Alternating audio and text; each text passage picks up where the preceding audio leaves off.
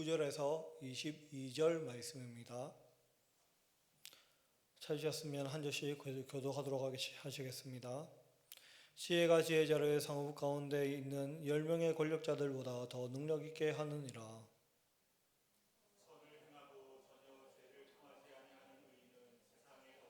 이로다. 또한 사람들이 하는 모든 말에 내 마음을 두지 말라. 그리하면 내 종이 너를 저주하는 것을 듣지 아니하리라. 너도 가끔 사람을 저주하였다는 것을 내 마음도 알고 있느니라. 아멘. 오늘도 이 3부 예배에 나오신 모든 분들에게 하나님 아버지의 사랑과 크신 은혜가 가득 넘치기를 소망합니다. 오늘 본문의 내용을 방금 읽었지만 약간 느낌이 어떻습니까? 뭔가 하나의 쭉 통일된 이 말을 하려고 하는 거구나 라는 느낌이 드십니까? 뭔가 이 말 같은데 아닌 거 긴가민가 좀 그렇게 할 겁니다. 지혜가 지혜자를 능력 있다고 하는데 근데 갑자기 그 이유가 그렇죠, 이유입니다. 우리가 20절에 보면 마지막에 뭐라 나옵니까? 때문이라고 나오고 있죠. 이유입니다. 20절이 19절에 대한 이유입니다. 이유이자 방법이거든요.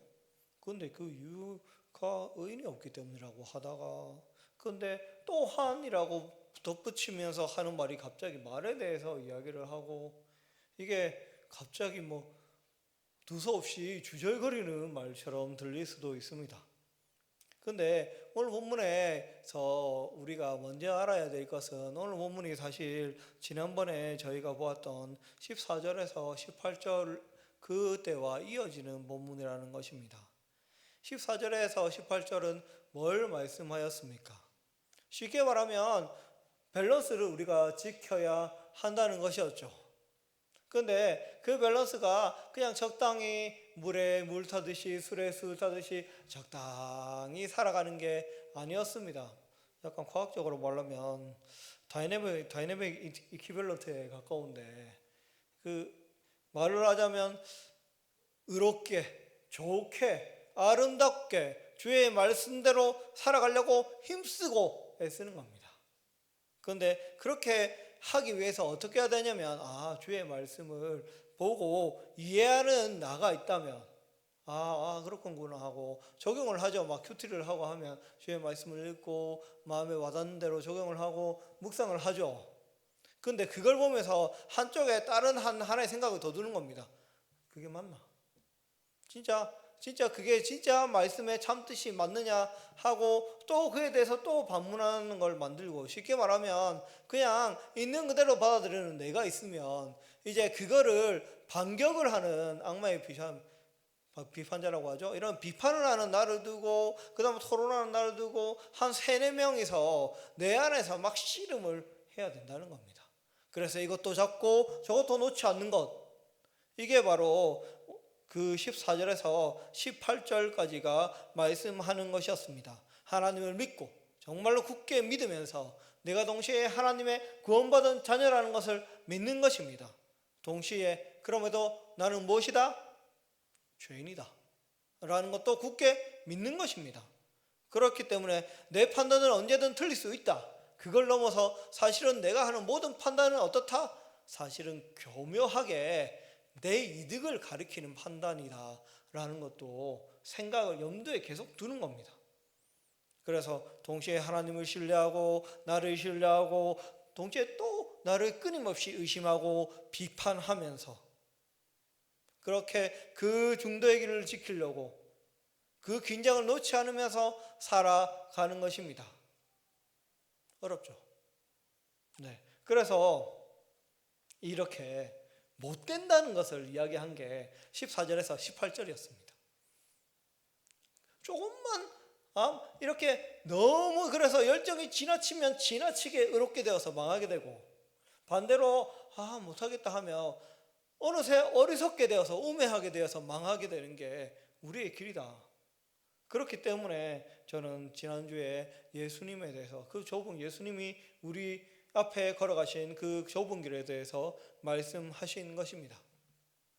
그래서 여기서부터 오늘 말씀은 시작됩니다. 바로 그러면 지혜란 무엇인가를 말씀하는 것이죠. 그래서 본문의 말씀을 살펴보면서 본문이 이야기하는 걸 들으면서 내가 하나님 앞에 어떻게 살아야 하는지, 또한 하나님께서 궁극적으로 우리에게 알려주시는 것은 무엇인지 한번 돌아보기를 바랍니다. 본문은 지혜를 찬양하면서 시작을 합니다. 19절에 능력 있게 한다라고 하는데, 이걸 다르게 말하면 뭐냐면 우월하다라는 뜻입니다. 우월하다. 지혜가 권력자 10명보다, 그 도시에서 있는 권력자 10명보다 더 우월하다는 것입니다. 참고로 그때는 이 솔로몬 시대였지만 보통은 도시국가가 많았습니다. 이게 무슨 소리냐면 도시 내에 있는 권력자 10명이라는 건 쉽게 말하면 왕이라는 겁니다. 자, 생각해 보시기 바랍니다. 그때 제일 중요한 것은 신분이었습니다. 네, 돈도 아니고 뭐도 아니고 오히려 신분이 가장 중요한 사회였습니다. 그런데 지혜라는 것은 어떻게 만들어준다? 이 신분을 초월하게 만들어준다 라고 19절에 소개를 하고 있는 것입니다. 이걸 우리말로 하면 지혜는 우리를 억만장자가 되게 한다, 이 뜻입니다. 이걸 지금의 우리식으로 좀 바꾸면 말입니다. 예, 그럼 어떻겠습니까? 혹하죠. 누가 성공하고 싶지 않겠습니까? 누가 인생에서 정말 웰빙을 누리면서 내 하고 싶은 거 다 하면서 정말 성공적인 인생을 살고 싶지 않겠습니까? 그런데 오늘 본문의 19절에 말씀하는 건 바로 지혜를 가지게 되면 바로 우리가 우리의 인생에서 성공하고 우리의 모든 것이 다 잘 될 수 있다라고 소개하는 본문이 19절이라는 것입니다.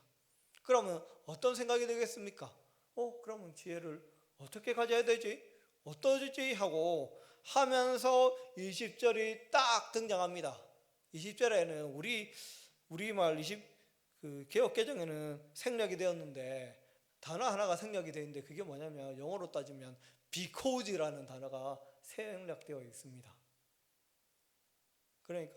그런데 이게 because의 뜻도 있지만 that이라는 뜻도 있습니다. 무슨 소리입니까? 이게 쉽게 말하면 이유이며 방법이기도 한 게 있다는 말입니다. 이런 지혜가 이렇게 좋은 이유이고 동시에 이렇게 지혜로울 수 있는 방법이 있다라고 딱 던지면서 하는 말이, 선을 행하고 전혀 죄를 범하지 아니하는 의인은 세상에 없기 때문이로다 라고 하는 겁니다. 어떻습니까? 우리가 이 말씀 19절을 들으면서 사실은 느꼈던 히브리어 뉘앙스를 다 살리면서 느꼈던 것은 뭐냐면 20절에 원하는 기대는 그럼 어떻게 지혜롭게 되는 거지 였는데, 갑자기 나오는 게 뭐냐면 의인이 없다 라는 이야기를 하는 것입니다. 이게 왜 갑자기 그러면 의인하고 지혜가 무슨 상관이길래 이런 이야기를 한다는 것입니까? 여기서 우리가 첫 번째로 알 수 있는 게 뭐냐면, 지혜는 다른 말로 뭐다? 의로움이다. 지혜는 우리에게 있어서 의로운 길을 제시하는 것입니다.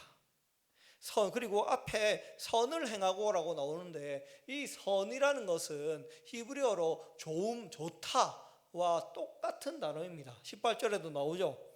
이것도 잡고 저것도 손에서 놓지 않은 것이 좋으니에서 이 좋다라는 말과 똑같은 단어입니다. 지혜는 좋은 길, 의롭고 좋은 길을 제시한다는 것입니다. 그리고 이 좋은 길, 의롭고 좋은 길을 뭔지 찾고 그 길로 걸어갈 수 있는 능력을 부여하는 것이 뭐다? 지혜다 라고 말씀하는 것입니다. 이걸 밑에 전제에 깔고 20절의 말씀을 하고 있는 것입니다. 생각해 보시기 바랍니다. 우리가 인생을 살면서 항상 좋은 것만 택하는 사람이 있습니까? 항상 좋은 말만 하며, 항상 나에게도 좋든지 상대방에게도 좋든지, 아니면 좀 나쁘지만 나에게만이라도 다 좋은 선택을 하고 사는 사람이 있습니까? 없습니다. 세상에 없습니다. 네, 이걸 20절에 뭐라 합니까? 그런 의인은 세상에 없다 라고 단언하는 것입니다. 지혜는 지혜의 그 길, 그 좋고 의로운 길로 가게 하는데 그렇게 살아가는 의인은 사실은 다르게 말하면 지혜로운 자는 없다라고 하는 것이죠. 여기서 어떤 기분이 듭니까? 19절에서 그렇게 빡 띄워놓고 인생을 잘 살 수 있는 길, 성공할 수 있는 길이라고 막 제시를 해놓고 20절에 이야기하는 건 뭐죠? 못한다. 그런 사람 지금까지 한 명도 없었다 라고 말하고 있는 거죠. 이렇게 약간은 어항이 벙벙해서 그러면 뭐 어쩌라는 거야 하는데 21절을 지금 시작을 하는 거죠. 뭘로 시작합니까? 단어가 또한. 그러면 어떤 기대를 하게 됩니까? 20절에서 아직 다 못한 이야기를 하겠구나. 뭐 20절에 설명을 하든지 아니면 다른 지혜를 얻을 수 있는 방법을 구해 이야기해 주든지 그렇게 하겠구나라는 기대를 걸게 하는 겁니다. 그러면서 하는 말이 뭡니까? 사람들이 하는 모든 말에 내 마음을 두지 말라. 그리하면 내 종이 너를 저주하는 것도 듣지 아니하리라 라고 합니다. 그러면서 21절에 너도 가끔 사람을 저주하였다는 것을 내 마음도 알고 있느니라. 이게 갑자기 무슨 뜻이죠? 지혜와 말에 대해서 갑자기 이야기하는데 그런데 그 역시도 뜬금없이 이야기하는 겁니다. 그렇죠. 우리가 원하는 거를 전혀 지금 전도자는 사람들에게 원하는 것을 딱 해놓고 사람들이 A라는 답을 기대를 하고 있으면 계속 B라는 답과 C라는 답을 계속 다른 식으로 던지고 있는 겁니다. 이게 오늘 본문의 내용입니다. 왜 그런 내용을 던지고 있습니까? 왜 갑자기 말에 대해서 다른 사람의 말을 갑자기 이야기하는 것입니다. 자, 쉽게 이야기하겠습니다. 자, 우리는 살려면 뭘 먹어야 됩니까? 밥을 먹어야 됩니다. 음식을 먹어야 되죠. 지금 음식이나 물을 안 먹고 안 마시고 살 수 있는 분이 있습니까? 없죠. 그러면 여기서 질문이 있습니까? 그러면 우리의 육신은, 우리의 몸은 밥을 먹고 산다면 우리의 마음은 뭘 먹고 삽니까? 그냥 있으면 마음이 막 자라나고 살아납니까? 마음은 뭘 먹습니까? 마음도 뭘 먹어야 자랍니다.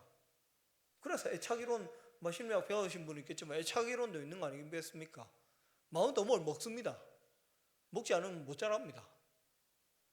바로 마음은 말을 먹고 자랍니다. 정확히 말하면 사람들의 반응을 먹고 자란다는 것입니다. 그래서 어린 아기 때부터 이걸 하기 시작하죠. 아기 때는 누구의 반응을 먹고 자라죠? 엄마의 반응을 먹고 자라죠. 엄마가 안전기지가 되어서 그 애에게 사랑을 계속 부어주어야 하면서 그 마음이 자라나게 되죠. 이게 애착 이론이죠. 심리학에서 말하는. 그렇기 때문에 우리는 커서도 말에 예민할 수밖에 없습니다. 문제는, 제일 큰 문제가 뭐냐면 우리는 음식을 입으로 먹기 때문에 이게 먹을 수 있는 건지 먹으면 몸에 나쁜 건지 판단이 됩니다.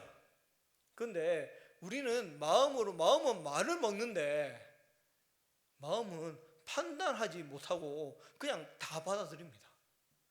다르게 말하면 다 먹습니다. 들리는 모든 말을, 대부분의 말을 다 먹는다는 거죠. 그렇지 않습니까? 그런 경험 없습니까? 그냥 그 사람이 한 조그만 말이고 그렇게 본심이 아니라는 걸 알아도 푹 찌르는 말이 내 가슴 깊이 들어와서 그게 사라지지 않는 경험.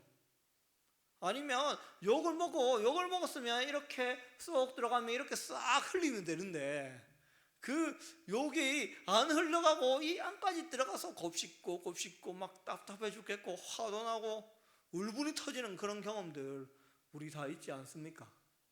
그게 왜냐하면 우리의 마음이 말을 먹고 자라는데 문제는 우리의 마음은 이게 좋은 말인지 나쁜 말인지 구별을 할 수가 없기 때문입니다. 왜 그렇습니까? 이걸 구별해주는, 마음의 좋은 양식인지 나쁜 양식인지 구별해주는 우리의 영혼이 죄로 인해서 죽었으니까요. 그게 오늘 본문에 있어서 매우 중요한 개념입니다. 이걸 더 말을 하면 우리가 하나님의 형상인데 하나님의 형상은 어떻게 됐죠? 부서졌죠. 그래서 우리는 어릴 때부터 하나님의 형상을 다시 복구를 하려고 합니다. 그게 부모님들의 사랑으로 복구를 하는 거죠. 그런데 하나님의 형상을 뭘로? 인간의 사랑을 접착제 삼아서 얼기설기 붙여놓는 겁니다. 그러니까 약하죠. 그래서 조금만 찌르는 말, 깨는 말이 나오면 그렇게 무너져 버리는 것입니다. 그래서 오늘 본문 21절처럼 22절처럼 그렇게 계속 사람의 말을 마음에 계속 두다 보면 정말 저 종이 하는 뒤에서 투덜거리고 중얼거리는 그 쓸데없는 말에조차도 마음이 상하게 되는, 정말로 어리석고 정말로 우매한 자가 되어버린다라는 이야기를 하는 것입니다. 그러면서 나도 어떻게 한다? 나도 그런 말을 하고 있다는 것입니다. 누구에게? 그 사람보다는 스스로에게. 너도 가끔은 사람을 저주하였다는 것을 내 마음도 알고 있느니라. 그걸 누구도, 다른 사람만 나에게 그런 말을 먹이는 것이 아니라 나 스스로도 나의 마음에 그런 말을 먹이고 있다는 것이죠. 그러면 왜 21절과 22절의 지혜를 하면서 말에 대해서 이야기하고 있습니까? 우리의 마음을 자라게 하는 말에 대해서. 우리가 이 말을 구별을 할 수 있다 없다? 구별할 수 있는 지혜가 있다? 없다라는 것을 이야기하기 위해서입니다. 이제 오늘 말씀을 정리하도록 하겠습니다. 자, 들어보시니까 어떻습니까? 19절에서 22절의 말씀은 정말로 우리가 인생을 잘 살 수 있는 지혜, 성공할 수 있는 지혜가 뭔지 알려주는 말씀인 것 같습니까? 아닙니다. 사실은 14절에서 18절과 똑같은 결론을 한 번 더 맺고 있는 겁니다. 우리는 지혜를 가질 수가 없다. 그리고 그래서 23절에 뭐라고 합니까? 내가 이 모든 것을 지혜로 시험하여 스스로 이르기를 내가 지혜자가 되리라 하였으나 지혜가 나를 멀리 하였도다. 지혜가 나를 멀리 하였도다. 지금 전도자 누굽니까? 솔로몬입니다. 이 세상에서 가장 지혜로운 자, 너 이후에 이전에도 이후에도 없을 그 인간으로서 가장 큰 지혜를 받은 사람이 하는 말이 이것입니다. 지혜가 나를 멀리 하였도다. 이것이 결론이라는 것입니다. 하나님을 떠난 인간의 한계, 좋은 길을 알아도, 좋게 행할 수 있는 방법을 알아도, 의롭게 살 수 있는 것을 알려줘도, 성공할 수 있는 길을 알려줘도 한다 못한다? 못한다는 것입니다. 우리 많이 들었지만 change of die or die 잘 알지 않습니까? 대부분의 사람들이 당뇨나 이런 심혈관계 질환에 걸려도 80%가 변하지 않고 죽는다고요. 죽는 걸 택한다는 말입니다. 맞습니다. 우리는 할 수 없다는 것입니다. 그렇기 때문에 우리에게 누가 오셨습니까? 예수 그리스도께서 오셨습니다. 바로 우리의 지혜가 되시고 우리의 구원의 길이 되시는 예수님이 우리를 위해서 오신 것입니다. 우리가 지혜를 구하면서, 우리는 지혜를 구하며 세상을 잘 살기를 원하지만 사실은 세상을 가장 잘 살 수 있고 세상을 가장 온전히 살 수 있는 방법은 바로 하나님의 말씀이며 예수 그리스도를 믿고 그 믿음대로 살아가는 것임을 오늘 본문은 다시 한번 말씀하고 있는 것입니다. 물론 이 시대에는 예수님이 오지 않았습니다. 그렇기 때문에 23절의 결론이 지혜를 가질 수가 없다라고 나오는 것입니다. 하지만 우리에게는 그 결론이 나와 있습니다.